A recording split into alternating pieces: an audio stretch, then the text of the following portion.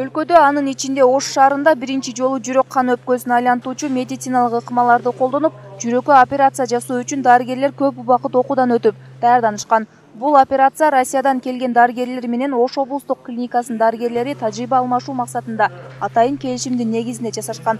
Аталган оорукананын башкы дарыгери Талантбек Арстанкуловдун айтымында, бул операцияны дагы 3-4 жолу жасалса, андан ары жүрөккө операция жасоого муктаж болгон адамдар чет өлкөгө барууга кажет калбайт.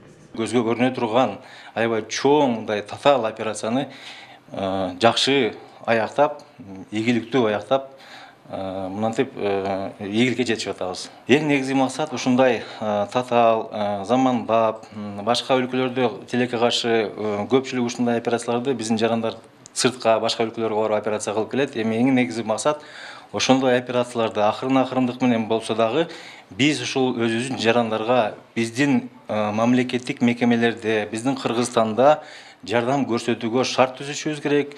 Россиялык дарыгерлердин айтымында, жүрөккө мындай оор операцияны ийгиликтүү жасоо үчүн жардамчылары менен келген.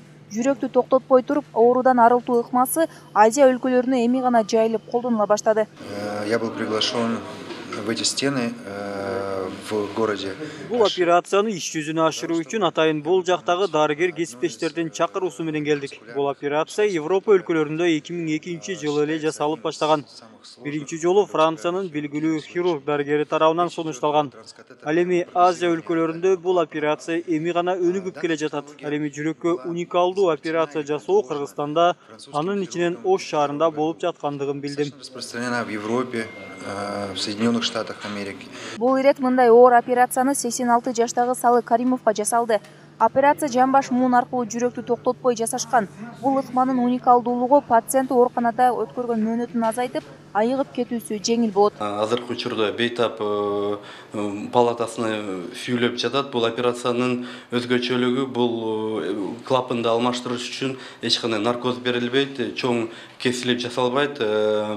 Кан тамыр аркылуу кирип туруп эле клапан коюп коет. Клапандан кийин азыр мына 1 күн жатып турса, 2-3 күндөн кийин кадимкидей басып жүрө берет. Кыргызстанда мындай операцияларга муктаждар көп. Алардын катарында Салы Каримов да бар болчу. Ал башында кооптонуп, араң макулдугун берген. Операция наркоз бербей жасалгандыктан баарын билип туюп жаттым дейт. Клапан иштебей калганда аябай оор сезип жүрдүм. Азыр клапанды койгондон баштап эле жеңил желпеле сезип атам да.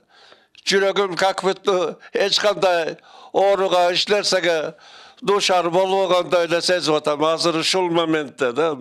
Эске салсак, бул операцияда бейтапка таби, жүрөк кан өпкөсүн айлантуучу медициналык ыкмаларды жана травмалык хирургиялык ыкмаларды колдонбостон туруп, сөөктүн артериясы аркылуу атайын катетерди колдонуп, аорта клапанын коет. Айымкан Исралый кызы Азам Бузирков, Ынтымак.